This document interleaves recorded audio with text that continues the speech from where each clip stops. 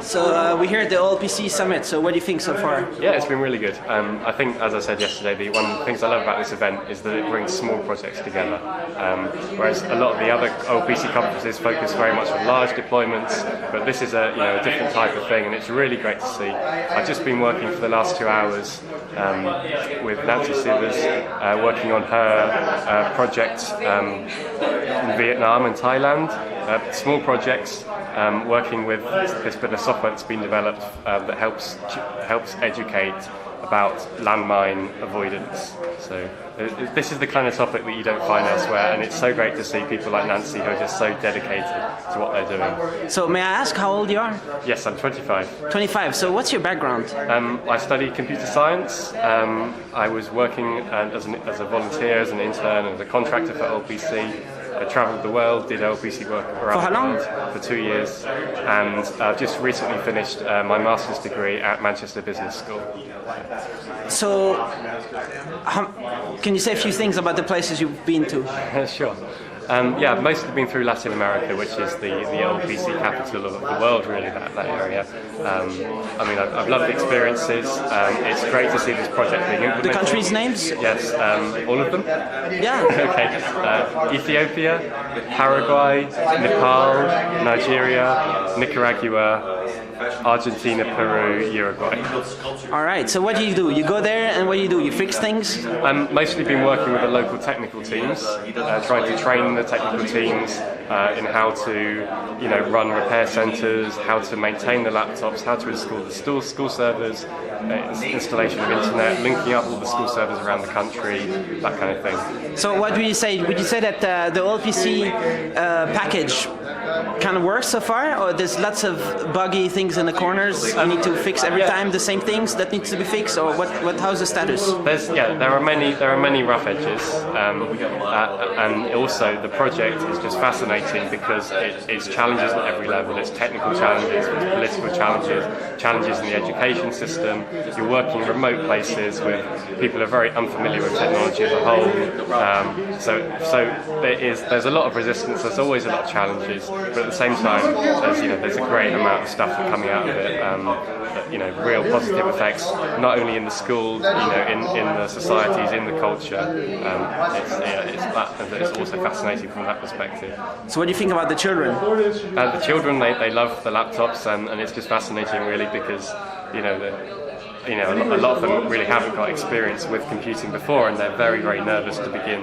When they've got the laptop. So I have some stories that stick in my mind of children that just tell me that they're just afraid to touch it because they just don't understand. Afraid to touch, and then what happens? Well, then I've kind of like this. The first thing that happens when you turn on the computer is you have to type in your name.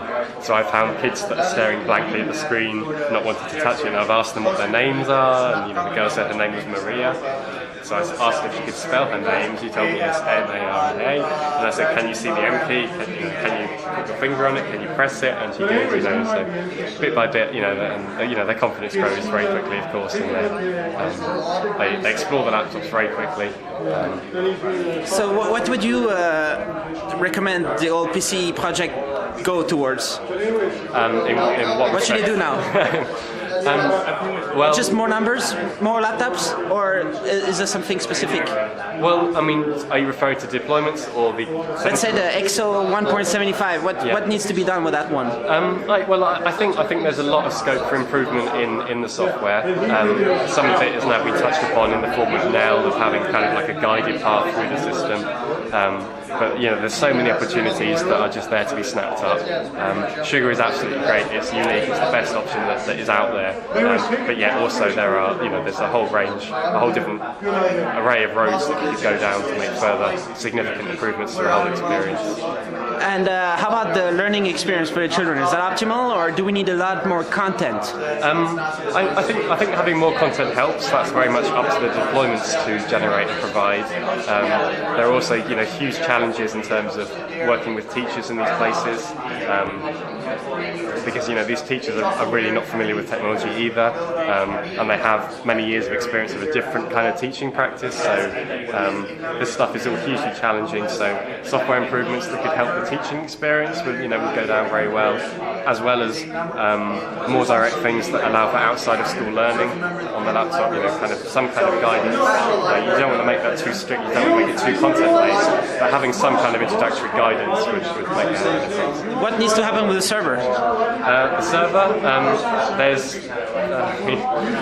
lots of things to talk about there? Yeah, there are, yeah. Can you have like a $100 iron parts pogo plug with a hard disk? Can that work, or is it not powerful enough? I guess it depends on the size of the school. There are certainly some tasks run by the server which are quite intensive for the CPU, but that could also be solved in software as well. So I think there's definitely scope for very low power servers to happen, and that is quite sorely needed as well, because many schools don't have reliable electricity, and the laptops can kind of do okay because they've got batteries, but typically computers don't, so you have to add a battery system. Or, So these places you've gone to is both big projects and small projects? Mostly just big projects, yeah, 5,000 laptops plus. 5,000 plus, even 100,000? Yeah, I mean, I was in Uruguay briefly, which is, as we know, has hundreds of thousands. I was in Peru as well, which is also a very large-scale project. Most of the projects I've been in have kind of been between 5 and 30,000 laptops, I'd say. So would you say that it's kind of proven now that it works, the whole concept? Yeah, I'd say it works. I said there's also a lot of room for improvement. There's a lot of room for criticism, perfectly valid criticism. And there's a lot of work to be done.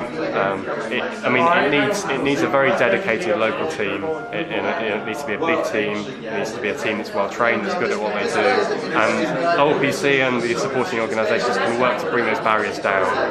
In my opinion, it's not a completely proven, immediately, let's do it model until it's an easier project to implement. And the hardware can be improved and price can go down?